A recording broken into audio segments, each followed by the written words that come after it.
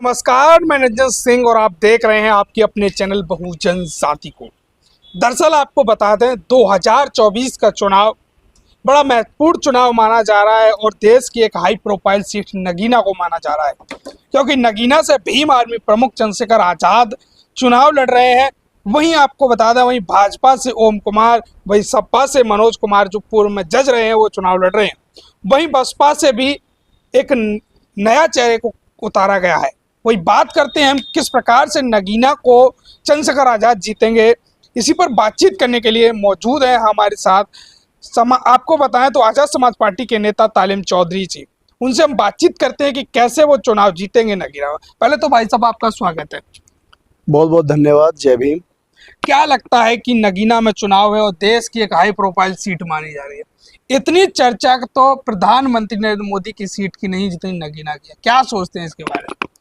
देखिए, नगीना में वो नेता चुनाव लड़ रहे हैं जो देश में गरीबों, दलितों, शोषितों, पिछड़ों और मुसलमानों की आवाज़ लगातार उठाते हैं और हर उस पीड़ित की आवाज़ उठाने का काम करते हैं जो आज मजलूम है, जो चाहे तो विपक्ष में कोई भी और पार्टियां हैं जो उनकी आवाज़ उठाने का काम नहीं करती। तो लोगों को बड़ी आशा है, उस सीट से बड़ी उम्मीदें हैं, लोगों की दुआएं हैं। लोग वहाँ चुनाव पब्लिक लड़ा रही है, वो आम जनता, वहाँ का जो मतदाता है वो चुनाव भाई चंद्रशेखर आज़ाद जी को लड़ा रहा है। हमने वहाँ देखा, हम लगातार चुनाव में रहते हैं, तो भाई चंद्रशेखर आज़ाद जी को वहाँ का मतदाता बहुत खुशी से चुनाव लड़ा रहा है। तो क्या लग रहा है, क्योंकि दलितों और मुस्लिमों की इतनी जनसंख्या है कि दोनों अगर एक तरफा वोट करते हैं तो सांसद बन जाएंगे, तो क्या दलितों और मुस्लिमों का समीकरण बन पाएगा नगीना में?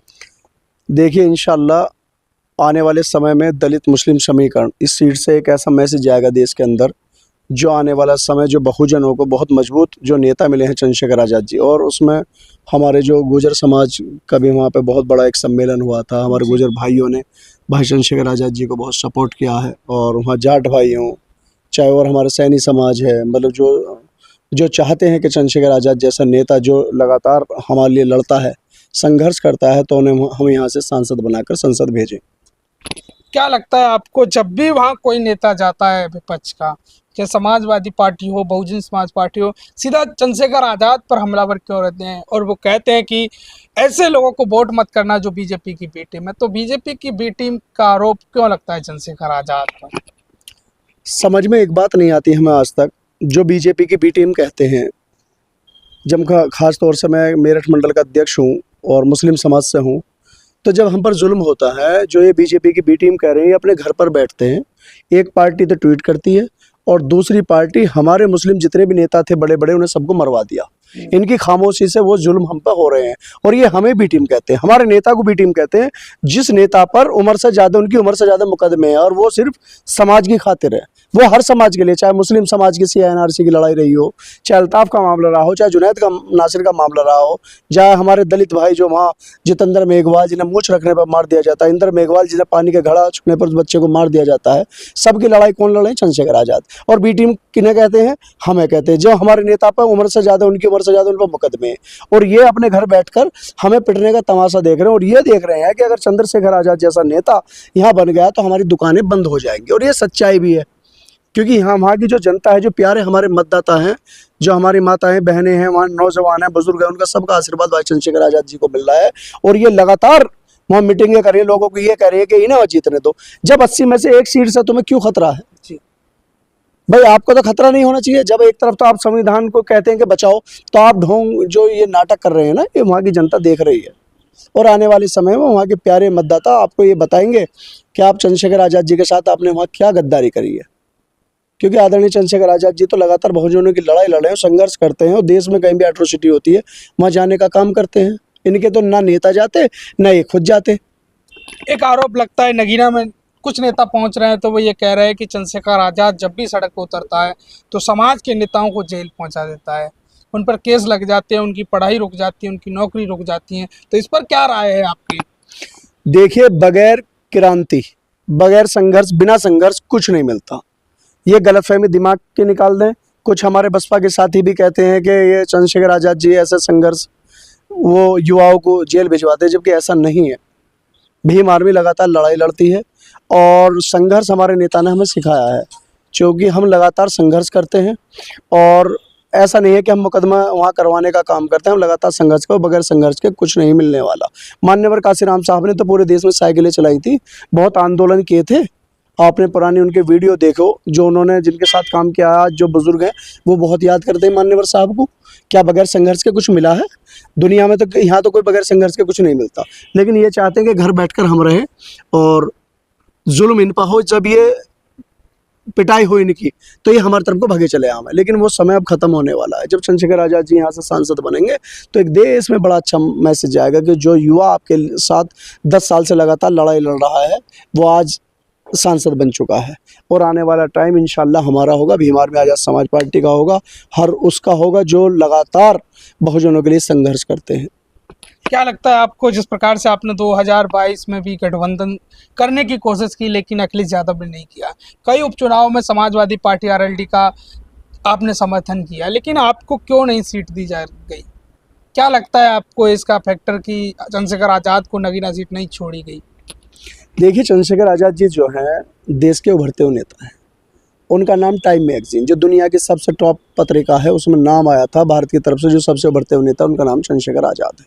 लेकिन कारण क्या है कि जब हमने खतौली लड़ा तो खतौली में समाजवादी पार्टी के राष्ट्रीय अध्यक्ष भी वहाँ पहुँचे नहीं थे और जयंत चौधरी और भाई ने मिलकर ही वो सीट जिताती। जबकि यहाँ उत्तर प्रदेश के मतलब मुख्यमंत्री जी और तमाम इनका अमला, केंद्रीय मंत्री सब वहाँ सीट पर गए, लेकिन फिर भी हम वहाँ बहुत अच्छे मतों से वहाँ जीते थे।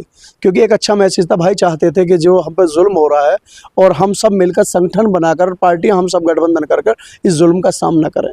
और जो हमारे देश में जो लोग पिट रहे हैं, जो मजलूम पिट रहे हैं, उन सबको ये लगे कि ये पार्टी हमारी आवाज़ उठा रही है। तो भाई तो लगातार विश्वास करते हैं, उन्होंने 22 में विश्वास किया और 22 में भी हमारे साथ एक धोखा हुआ। लेकिन अब हम समझ गए थे। 24 में आदरणीय चंद्रशेखर आज़ाद जी लगातार वहाँ कई वर्षों से नगीना लोकसभा के जितने प्यारे मतदाता हैं, जितने प्यारे भाई हैं, वहाँ के बुजुर्ग हैं, माताएं, बहनें, सबका आशीर्वाद वो लगातार कई साल से ले रहे थे और उन्हें उम्मीद जगाई उनके अंदर कि मैं आपका संघर्ष करूँगा, आपका बेटा हूँ, मुझ में कुछ नहीं है। मेरी पार्टी मतलब हम एक एक पैसा संसाधन जुटाकर हम उस चुनाव को लड़ रहे हैं। एक आम चर्चा है, क्योंकि जब हम देश में घूम रहे हैं, गांव-गांव जाते हैं, तो लोग कहते हैं कि चंद्रशेखर आज़ाद पे इतना पैसा कहाँ से आ रहा है चुनाव लड़ने के लिए? लाखों रुपए खर्च कर रहे हैं, करोड़ों रुपए खर्च कर रहे हैं। ये पैसे वाली बात कहाँ से आ रही है कि पैसा कहाँ से आ रहा है इन पर? मैं आपको बताऊं, वहाँ पर जनता चुनाव लड़ा रही है और सच बता रहा हूँ मैं आपसे, मैं कार्यालय पर बैठा हुआ था तो गाँव वाले अपनी तरह से मदद भेज रहे थे। किसी की 1 रुपये की मदद है, क्या 10 रुपये की मदद है, चाहे वो खाने के लिए चावल भेजें, दाल भेजें, लेकिन उन्हें यह था कि हमारा बेटा, हमारा भाई सांसद बने। मैं आपको बता दूं, मैं पर्सनली मंडल अध्यक्ष हूँ, लगातार हम संघर्ष कर रहे हैं कई सालों से। तो हम अपना जो मेहनत की कमाई है, एक एक रुपया खर्च करते हैं। मेरी गाड़ी है सामने खड़ी है, मैं अपने यहाँ से कार्यकर्ता ले गया, सबका खाना सब वो, और पार्टी के लिए भी जो सहयोग मुझसे बना, जो मेरे साथियों से बना, तो हम सब मिलकर भाई को नेता बना रहे हैं। कोई यहाँ हम पर अरबपतियों का किसी का पैसा नहीं है, नहीं हम कहीं बिके हुए। यहाँ तो आदरणीय चंद्रशेखर आज़ाद जी लगातार कहते हैं कि मुझ पे कुछ नहीं है, मैं आपके लिए लड़ाई लड़ सकता हूँ, संघर्ष कर सकता हूँ, जो लगातार मैं 10 सालों से कर रहा हूँ। तो हम अपने नेता को चुनाव लड़ा रहे हैं और हम अपनी एक एक मेहनत का पैसा पार्टी में लगाते हैं। तो 19 अप्रैल को मतदान होना है, दलितों और मुस्लिमों से क्या अपील करना चाहोगे जो नगीना वासी हैं? मेरे दलित भाइयों से और मुस्लिम भाइयों से और हमारे जो ओबीसी समाज से हमारे भाई हैं, मेरी उनसे यही अपील है कि उस नेता को चुन लो जो लगातार 10 सालों से संघर्ष कर रहे हैं, जो लगातार उन पर मुकदमे हो रहे हैं, जिन्होंने एनए से झेली हो, तो वो किसके लिए झेली है? वो समाज के लिए। तो हमारी आपसे उम्मीद और आशा भी है, और वहाँ का जो समाज है, चाहे बुजुर्ग हैं वहाँ, चाहे माताएं बहनें हैं, वो लगातार भाई को आशीर्वाद देकर और दुआएं दे रही हैं। मुस्लिमों में मैंने वन साइड रुख देखा, वन साइड। पहली लोकसभा इस उत्तर प्रदेश की होगी जो इतिहास रचने जा रही है, जो वन साइड, एक साइड वोट पड़ेगा चंद्रशेखर भाई के लिए, क्योंकि उन्होंने लड़ाइयाँ लड़ी हैं हर मुद्दे पर। वो चाहे दलित भाई हो, चाहे मुस्लिम भाई हो, चाहे हमारे ओबीसी समाज के भाई हो, सबकी आवाज़ उठाते हैं। तो मेरी आपसे अपील है, विनम्र निवेदन है मेरा सभी वहाँ से नगीना लोकसभा की प्यारे जनता से कि आप चंद्रशेखर भाई को वहाँ से सांसद बनाकर संसद भेज दो।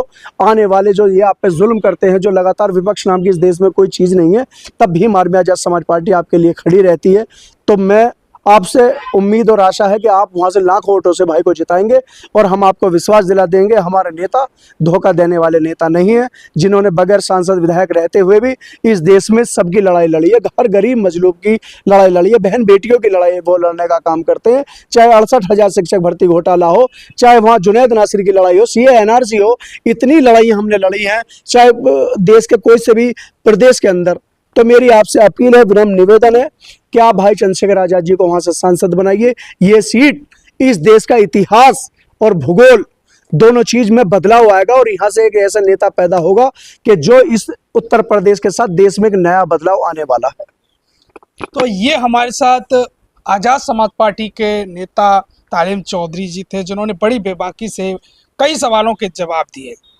तो इस वीडियो को अंत तक देखने के लिए आप सभी का बहुत बहुत धन्यवाद। इस वीडियो को अपनों में, अपने दोस्तों में शेयर जरूर करें।